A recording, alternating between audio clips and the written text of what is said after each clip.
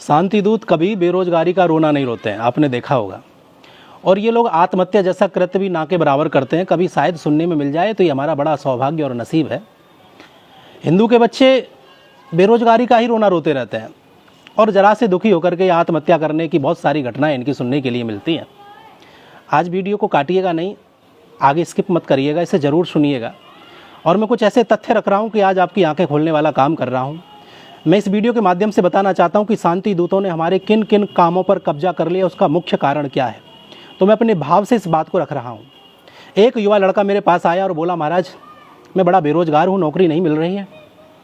मोदी ने कहा था कि हर साल 2 करोड़ युवाओं को मैं नौकरी दूंगा, 7 साल तो हो गए, नौकरी तो मिली नहीं। जीडीपी की बात, इधर उधर की बात उसने बहुत सारी गिनाई। कुल मिलाकर के जब बोलते बोलते थक गया तो उसकी सुनने के बाद मैंने उससे कुछ प्रश्न किए, और ये प्रश्न आप सभी हिंदुओं की आंखें खोलने वाले हो सकते हैं। और आपको समझना चाहिए मैं आपसे कहना क्या चाहता हूँ। समझदार के लिए सारा काफ़ी है। मैंने उससे कहा कि तुम दर्जी का काम कर लो, उसने मना कर दिया। मैंने कहा लेडीज़ ब्यूटी पार्लर खोल लीजिए, उसने ये काम भी करने से मना कर दिया। हलवाई का, बढ़ई का, लोहार का, वेल्डिंग का काम कर ले, इनमें से कोई काम कर सकता? बोले नहीं कर सकता। मैंने कहा ग्राफिक डिज़ाइन का काम कर ले, कबाड़ी का काम कर सकता है? बोले नहीं कर सकता। अरे सब्जी फ्रूट आदि बेच ले? बोले नहीं कर सकता। अरे जूस की दुकान खोल ले? बोला नहीं कर सकता। आटा चक्की आदि खोल ले, उसके लिए उसने मना कर दिया। मैंने कहा भाई चाय पोए की आदि की दुकान खोल ले, किराने की दुकान खोल ले, रंगाई पुताई का काम कर ले। बोले इनमें से कोई काम नहीं कर। अरे कार ट्रक तुझे चलाना आता है क्या? बोले नहीं मैं नहीं चला सकता। बाइक रिपेयरिंग कर ले? बोले नहीं कर सकता। अच्छा मैंने कहा एक बात बता, तू पढ़ा लिखा है तो तुझे कंप्यूटर तो आता होगा? बोले कंप्यूटर चलाना मुझे नहीं आता। अच्छा अकाउंट का काम कर लेता है? बोले नहीं कर सकता। अच्छा राजमिस्त्री के साथ तू जाकर के काम कर सकता है? उसने उस कार्य को भी मना कर दिया। मैंने कहा भाई सड़क पर बहुत पंचर लगाते हुए मिल जाते हैं, मैंने तू पंचर का काम कर ले? बोले नहीं नहीं नहीं, ये काम तो मैं कर ही नहीं सकता। अच्छा एक काम कर, होटल रेस्टोरेंट में काम कर सकता है, या कोई छोटा मोटा है होटल रेस्टोरेंट खोल ले। उसने इस काम को करने के लिए भी मना कर दिया।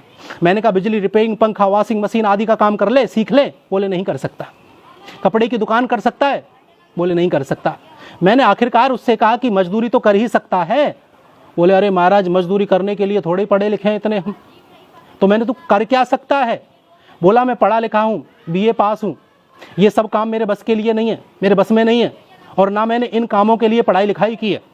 मुझे क्लर्क की नौकरी चाहिए वरना मेरी शादी नहीं होगी। बोला मोदी ने हम जैसे युवाओं को बेरोजगार बना दिया। आज के युवा में कहना चाहता हूं कि मेहनत करने के बजाय सरकार को गाली देना बेहतर विकल्प समझते हैं। काम तो चारों तरफ बिखरे पड़े हुए हैं, लेकिन काम चोर भी तो चारों तरफ हैं। काम चारों तरफ बिखरे पड़े हैं, शांति दूत इन कामों को झपट रहे हैं। मैं क्या कहना चाहता हूं, मेरे इन बातों से आप सब समझ रहे होंगे। इन शांति दूतों ने इन सब जगह कब्जा कर लिया। कारण क्या है? क्योंकि हम केवल 1-2 पैसे की नौकरी के लिए इंतजार करते रहते, बैठे रहते हैं। तो काम चारों तरफ बिखरे पड़े हैं, शांति दूत इन कामों को झपट रहे हैं। तुम तो सरकारी नौकरी के इंतजार में बैठे रहो बस। मैं आपसे प्रार्थना करता हूं मेरे भाई बहन, अपने बच्चों को शिक्षित के साथ साथ हुनरमंद भी बनाइए। ये सोचना बंद कर दो कि लोग क्या कहेंगे, सबसे बड़ा रोग क्या कहेंगे लोग, यह सोच हमें बर्बाद कर देगी। बच्चों को हुनर सीखने की सीख दो। समाज का जब हर व्यक्ति कोई ना कोई हुनर लेकर के बैठेगा, हुनर को जानने वाला होगा, तो मैं दावे के साथ कहता हूं कि भारत में से बेरोजगारी खत्म हो जाएगी और भारत पुनः सोने की चिड़िया बन जाएगा और सबका जीवन खुशहाल होगा। वीडियो आपको जरूर पसंद आई होगी। केवल इन बेरोजगारी का रोना रोते हैं उन लोगों के लिए विशेष रूप से वीडियो है, आप जरूर शेयर करिएगा। धन्यवाद। जय श्री राम। अपने विचार भी रखिएगा।